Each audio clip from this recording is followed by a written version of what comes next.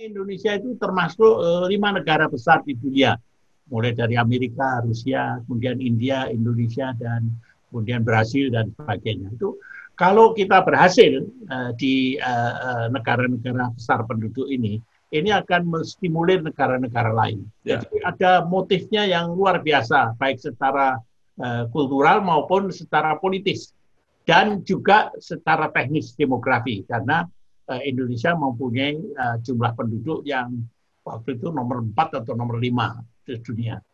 Ya.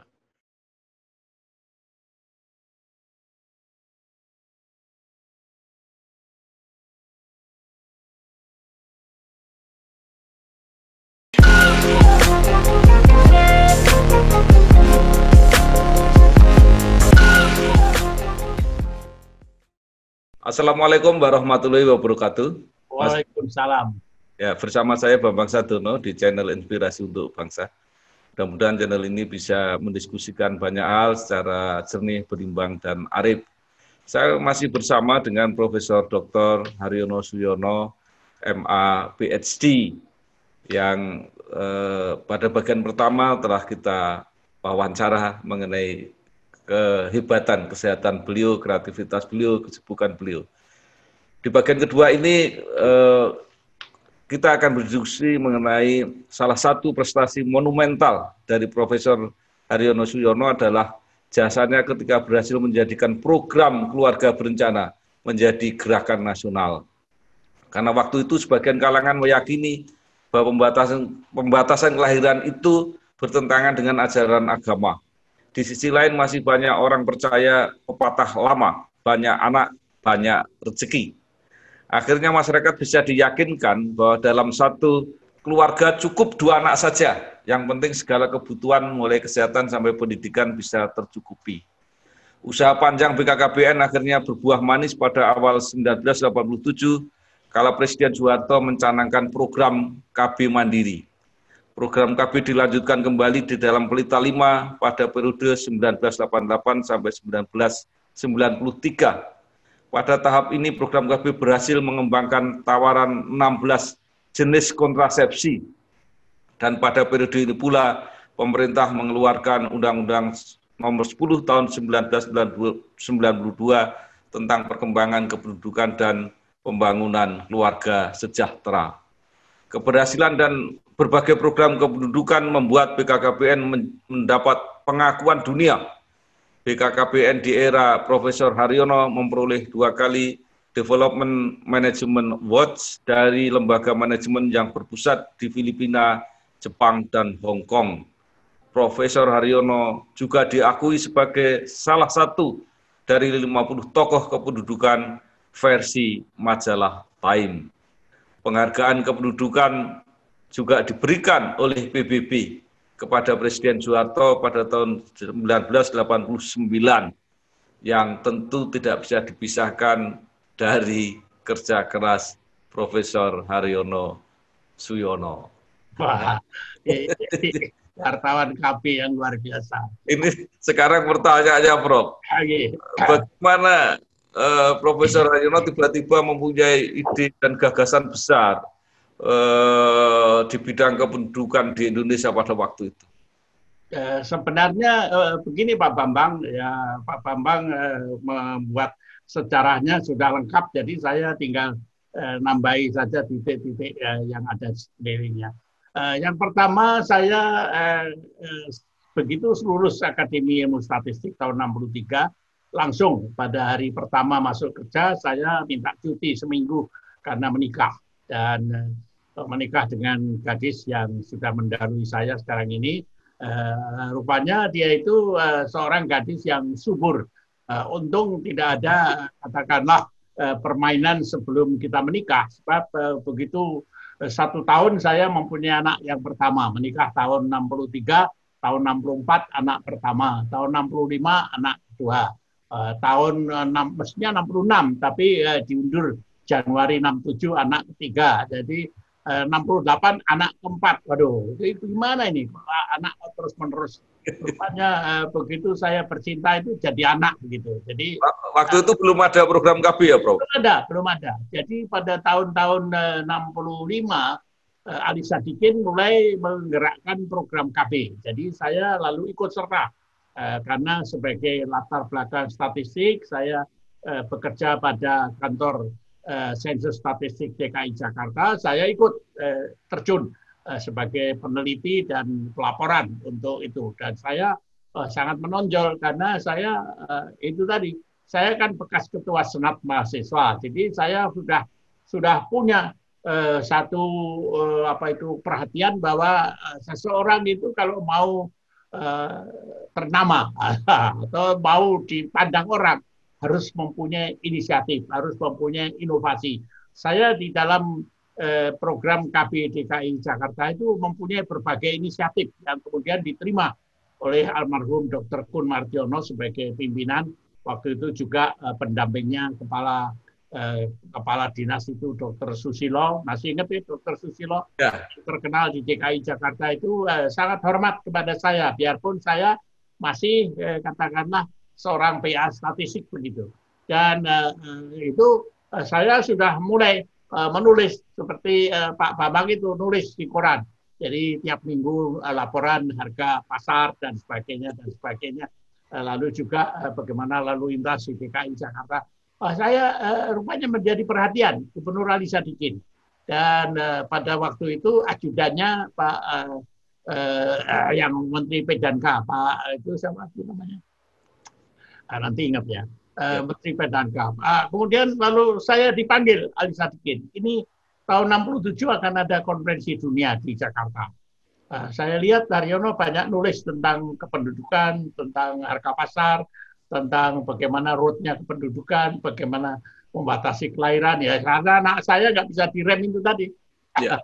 Jadi lalu kemudian coba tolong bikinkan pidato saya dalam bahasa Inggris karena konferensinya internasional. Jadi bulan Februari tahun 67 ada konferensi internasional, Pak Ali Sadikin pidato dan saya sudah dengan teman-teman saya ikut hadir dalam pidato itu, duduk di belakang sambil sama teman-teman pegawai kantor statistik DKI Jakarta.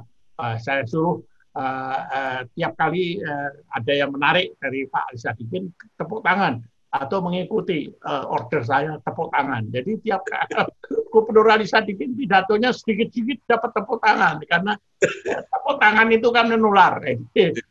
Tepuk tangan itu menular, begitu saya mulai yang lain pegawai saya tepuk tangan, ini mesti penting.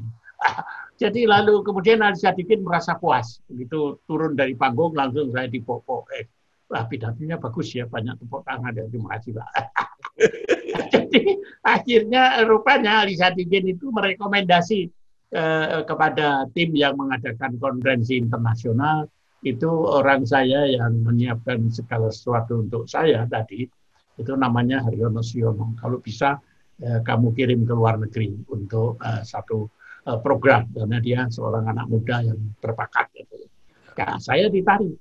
Mau nggak untuk summer di Amerika? Wah, saya nggak mau. Saya pernah dapat beasiswa yang kemudian tidak jadi ke Amerika untuk program master. Begini, kalau kamu mau untuk summer ini nanti kalau bagus kamu bisa meneruskan ke master. Oke, kalau itu mau saya. Ya, saya dikirim ke Amerika untuk program summer dengan catatan kalau bagus bisa program sampai master. Ya sudah. Akhirnya itu saya dikirim ke Amerika gara-gara membuat pidato Ali Sadikin tadi. Nah, kemudian sampai ke itu, Prof. Kenapa Indonesia harus mengendalikan penduduk pada waktu itu? Karena Indonesia itu termasuk 5 negara besar di dunia. Mulai dari Amerika, Rusia, kemudian India, Indonesia, dan kemudian Brasil, dan sebagainya. Itu kalau kita berhasil di negara-negara besar penduduk ini akan menstimulir negara-negara lain. Indonesia lebih khusus lagi karena negara Islam. Jadi kalau Islam Indonesia dengan penduduk begitu besar mau ber-KB, hampir pasti semua negara yang beragama Islam akan ikut KB. Gitu. Jadi ada motifnya yang luar biasa, baik secara kultural maupun secara politis. Dan juga secara teknis demografi, karena Indonesia mempunyai jumlah penduduk yang waktu itu nomor 4 atau nomor 5 di dunia. Ya. Prof, itu kan juga banyak negara-negara lain yang melaksanakan ya program ini. Hmm. Tapi kenapa kemudian Indonesia yang dianggap berhasil? Tuh, karena mereka itu melakukan pendekatan dengan pendekatan medis melalui klinik. Dan Mas Bambang kan tahu persis jumlah klinik di seluruh dunia itu terbatas. Karena apa? Karena teman-teman yang dokter, teman-teman yang mempunyai katakanlah latar belakang medis itu sangat hati-hati.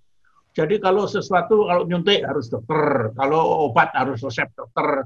Jadi semuanya hati-hati, tidak kepingin bahwa yang sakit itu akan meninggal dunia atau apa. Tapi biasa kalau orang sakit masuk rumah sakit kan tidak tentu sembuh. Itu biasanya juga yang mati banyak kan yang di rumah sakit. Itu sangat hati-hati sehingga terbatas. Bahkan pada waktu saya jadi deputi, jumlah dokter di Indonesia itu juga sangat terbatas. Jumlah bidan hanya 8.000, padahal desanya 60.000 waktu itu. Jadi hati-hati, menambah bidan itu hati-hati, menambah dokter hati-hati. Bahkan sekolah dokter yang saya tidak jadi, itu waduh susahnya bukan main. Saya sudah lulus semua mata kuliah, tinggal satu aja yang namanya mata kuliah kimia. Itu diundur 3 bulan. Sudah itu saya ujian lagi 3 bulan. Waduh, kamu bagaimana? Masa sudah mundur 3 bulan nggak bisa? Mundur lagi 6 bulan, mundur lagi 6 bulan. Waduh, saya bilang tinggal satu aja saya naik ke tingkat 2. Jadi akhirnya wah saya nggak tahan kalau kayak begini ini. Saya lebih baik quit. Saya quit, pergi ke Jakarta cari sekolah yang lebih mudah, gitu ya. Relatif lebih mudah. Jadi Prof, karena hati-hati. Ya, karena KB itu ternyata bukan hanya soal medis ya. Jadi soal perubahan nilai gitu kira-kira ya Prof ya. Jadi kalau sudah nilainya diterima, medisnya gampang kan gitu. Tetapi kan pengertian orang medis itu, KB itu medis. Ya. Karena memakai alat kontrasepsi, memakai pil, memakai alat-alat operasi dan sebagainya. Persis seperti COVID-19 ini. Ini masalah medis. Baru belakangan, ini rupanya bukan masalah medis. Baru kemudian diserahkan ke BNPB dan sebagainya. Ya sekarang udah mengikuti gaya saya. Menteri Kesehatan sudah bukan dokter. Wah ini kan luar biasa. Jadi ini adalah gaya PKKPN tahun 72 bahwa kepala PKKPN bukan dokter lagi. Tadinya dokter kan sampai tahun 83. Tapi setelah bukan dokter dan saya kan jadi kepala PKKPN selama 17 tahun. Ternyata lebih berani lah. Jadi merubah perilaku itu lebih penting ya, Prof? Saya kira betul. Jadi kalau COVID ini sekarang dengan Menteri Kesehatan yang bukan dokter dan kemudian sentral koordinasinya pada BNPB, ini bisa mengulang sukses PKKPN. Bahwa penanganan COVID bukan semata-mata medis. Memang pada bagian medis itu harus medis. Karena itu tadi, saya biarpun anggota ID tapi tidak boleh nyuntik misalnya. Jadi biarpun saya bisa nyuntik, saya bisa memberi resep yang populer, misalnya kalau pusing pakai Panadol, dan sebagainya bisa. Tapi tidak berhak itu, karena ada kode etik yang harus dipenuhi. Jadi kalau penanganan COVID-19 bagian medis diserahkan medis, bagus. Tapi bagian lain harus bukan medis. Ya, Prof, program KB di Indonesia kan dulu pernah mencapai puncak keberhasilan. Sampai kemudian setelah KB ini mau apa? Kemudian Prof membuat kegiatan ekonomi dan sebagainya. Sekolah-sekolah sampai ada indikasi muridnya berkurang karena yang anak-anak itu jadi berkurang. Cuma persoalannya kan kemudian jadi kendor, Prof. Kemudian tidak aktif lagi. Itu ada dampaknya nggak sampai sekarang? Oh, banyak dampaknya. Jadi Pak Bambang, jadi pada waktu kita mendapatkan penghargaan PBB tahun 89, kemudian Pak Bambang masih ingat pada tahun 61-62 kan kita sibuk menggarap undang-undang kependudukan. Karena ternyata setelah dapat penghargaan itu Pak Harto perintahkan sekarang kita sudah tidak membangun keluarga yang tadinya miskin harus tidak miskin, yang tadinya katakanlah sederhana harus tidak sederhana. Itu tahun 90-90-an, tahun 90-an, 91. Tetapi ada kritik Wah ini nggak boleh ini pemerintah intervensi keluarga, itu wewenang keluarga sendiri. Harus ada dasar hukumnya, karena dasar hukum KB tidak sampai ke intervensi keluarga, tapi motivasi keluarga, tapi tidak sampai intervensi ngasih modal, ngasih ini, ngasih ini, nanti akan presidennya bisa seumur hidup kalau begini. Nah, akhirnya kita menyusun undang-undang bersama Pak Emil Salim dan sebagainya, kita susun undang-undang. Dengan bantuan wartawan kita besar-besarkan kepentingan undang-undang. Undang-undangnya jadi tahun 62. Mulai dari saat itu kita lalu membangun keluarga sejahtera. Intervensinya kepada keluarga. Jadi bantuannya kepada keluarga. Sampai akhirnya Pak Harto lereh kan. Pak Harto mengundurkan diri itu. Jadi ketika Pak Harto mengundurkan diri, rupanya pengganti saya tidak tahu bahwa pada tahun 92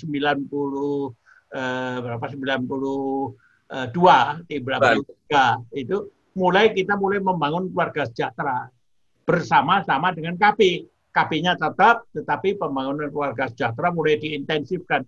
Dia pada tahun 90-an yang mengganti saya pada waktu itu adalah mantan gubernur Bali, Pak Indah Bagus. Rupanya ada masalah di Bali sehingga dia dikuasai oleh deputi, dan deputinya ini rupanya sudah eselon yang tadinya asalnya eselon 3, eselon 2-nya sudah direbutkan. Jadi ada beberapa eselon 1, eselon 2 yang pindah ke Menko Kesra, pindah ke Menteri Wanita, pindah ke Kementerian Dalam Negeri, sehingga sisa-sisanya udah eselon yang pada waktu saya jadi kepala tidak ikut rapat pada rapat pimpinan, jadi tidak menyerap aspirasi atau arahan-arahan saya. Itu mungkin salah saya yang terbesar, bahwa kemudian saya biarkan, karena saya biarkan mereka ikut pindah ke Menko, ikut pindah ke Menteri Wanita, karena di sana ditawari jabatan-jabatan penting, deputi menteri, dan di BKKBN kan yang namanya deputi itu cuma 3 saja. Ini sekarang bisa 10, bisa lebih. Itu jadi naik gengsi lah. Wah, saya geleng-geleng kepala. Baru sadar kemudian setelah kemudian merosot itu. Merosot apa? Karena kepala yang ganti saya itu diojo-ojoi oleh anak-anak bawah ini pada kontrasepsi. Jadi KB seperti tahun 70, 80. Padahal sudah pembangunan keluarga. Prof, ini kan ada 2 masalah besar ya, kalau menurut saya itu. Jadi yang pertama, secara policy, kelihatannya policy kependudukan dan KB itu tidak berada di sentral lagi kelihatannya, tidak menentukan banyak itu. Kemudian yang kedua juga rusaknya infrastruktur. Kan instrumen atau apa ya, struktur BKKBN itu kan di bawah jadi rusak semua sekarang. Karena bertahap itu, jadi bupatinya dipilih sendiri, jadi bupatinya bikin kantor sendiri, ya kan. Provinsinya, gubernurnya dipilih, bikin kantor sendiri. Sekarang di provinsi ada yang 2 kantor BKKBN-nya, kantor BKKBN daerah, kantor BKKBN pusat. Apalagi di kabupaten itu yang milih itu ada bekas kepala kanwil sosial, jadi kepala BKKBN, bahkan kepala kanwil kebakaran jadi kepala BKKBN. Itu lucu-lucu. Jadi itu kan dengan sendirinya tidak menguasai lah. Ya, apalagi sekarang lebih repot lagi. Sekarang kepala-kepala itu kan dilelang. Jadi bukan karier lagi. Kalau pinter bikin proposal, melulus lelang, jadi kepala dia sekarang. Nah, ini yang saya sebenarnya ya pro dan kontra ya. Pronya ya kalau dapat yang bagus memang bagus, tapi kalau lelangnya memang pinter bikin proposal, pinter mempertahankan proposal, itu dapatnya ya tidak bagus gitu. Prof, sekarang yang jadi masalah kita ini ke depan seperti apa kira-kira, Prof? Ini ke depan sekarang ini karena kemajuan tingkat pendidikan, banyak anak-anak muda perempuan bekerja. Sehingga dengan sendirinya kepentingan untuk awareness campaign itu sudah lebih mudah karena ibu-ibu sudah memahami penggunaan media daring dan lain-lain. Begitu juga ibu-ibu sudah bekerja di rumah. Karena bekerja di luar rumah itu sudah atau bekerja di kantor, bekerja di perusahaan dan sebagainya, sebenarnya itu merupakan kontrasepsi idaman. Karena negara-negara seperti Swedia, Skandinavia, Amerika, Inggris, dan sebagainya, tidak ada program KB yang gegap gempita menawarkan kontrasepsi, tetapi menawarkan pekerjaan untuk kaum wanita. Dan pekerjaan untuk kaum wanita sebenarnya itu merupakan kontrasepsi yang lebih penting dari penggunaan kontrasepsi yang dipakai di dalam rahim atau diminum tiap hari sebagai pil. Kenapa? Karena dengan sendirinya kalau orang perempuan itu bekerja, maka otomatis dia akan mempertahankan diri untuk tidak hamil. Karena kalau hamil, dia harus cuti. Dan cuti hamil tidak boleh, misalnya tiap tahun kok cuti hamil dan sebagainya. Kalau tiap kali harus hamil, dengan sendirinya waktu hamil, kariernya terbatas karena dia tidak bekerja secara full. Nah, ini akan menolong, dan sekarang sudah terbukti dalam 5 tahun terakhir ini fertilitas di Indonesia menurun. Tetapi menurut hasil survei BPS, bukan karena penggunaan kontrasepsi, tapi karena wanita bekerja di luar rumah, wanita bekerja di kantor, wanita bekerja di perusahaan. Jadi kontrasepsi sebagai katakanlah alat utama untuk mencegah kehamilan. Dalam 5 tahun atau 10 tahun terakhir ini sudah luntur, digantikan dengan adanya partisipasi wanita yang bekerja. Jadi untuk tahun-tahun yang akan datang, kesempatan wanita bekerja ini harus diperluas. Dan untuk memperluas kesempatan bekerja ini harus pendidikannya tinggi. Sehingga pendidikan tinggi untuk wanita itu menjadi sangat penting. Dan itu merupakan kontrasepsi andalan untuk masa yang akan datang. Dan otomatis kalau tingkat pendidikan wanitanya tinggi, otomatis mereka itu akan mempunyai say something untuk suaminya. Jadi suami tidak seperti zaman kita, tidak seperti zamannya Pak Bambang, suami nurut pada istrinya nurut pada suami. Nanti suami, ya sudah, aku manut kamu saja. Kalau kamu belum pengen punya anak, apa kamu yang pakai apa saya, terserah. Kalau kamu enggak saya kasih malam ini, begitu. Jadi you cannot say as if you did it in the past, gitu. Ya, jadi ini by desain, artinya perlu nggak masih tetap ada satu strategi kependudukan, atau kita nunggu tadi itu aja keberuntungan karena perubahan sosial sehingga akhirnya dampak kependudukannya baik gitu, Bro? Strategi kependudukan penting untuk mengatur balance antara kelahiran kematian. Karena sekarang rupanya biarpun tingkat kelahirannya sudah menurun drastis, tingkat kematiannya belum. Bahkan dalam 20 tahun ini tingkat kematian ibu hamil malah naik. Karena kita tidak peduli lagi di desa-desa dengan kehamilan yang terlalu muda, kehamilan terlalu tua, dan sebagainya. Jadi masyarakat kita di desa masih ada gap dengan masyarakat kita di kota.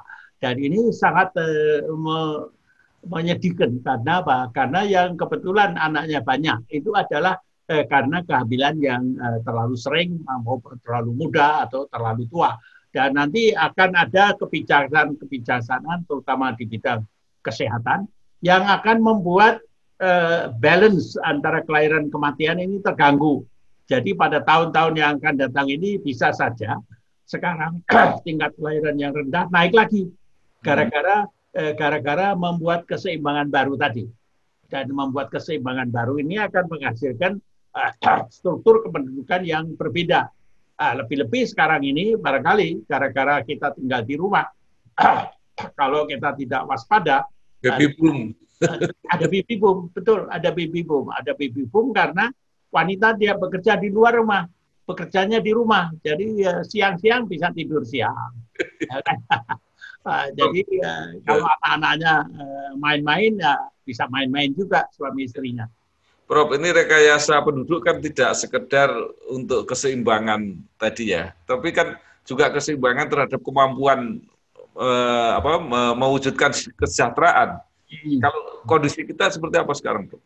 Sekarang kondisi kita misalnya Human Development Index kita sudah cukup tinggi, tetapi ada tetapinya.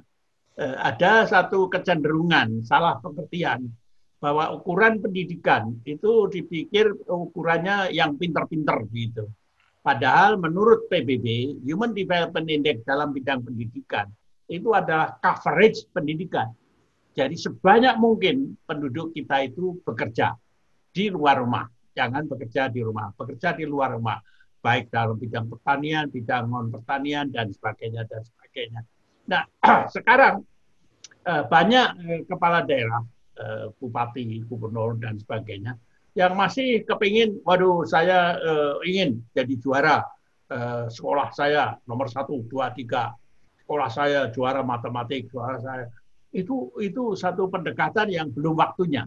Karena sekarang pendekatannya harus coverage. Anak usia SD harus 100% sekolah.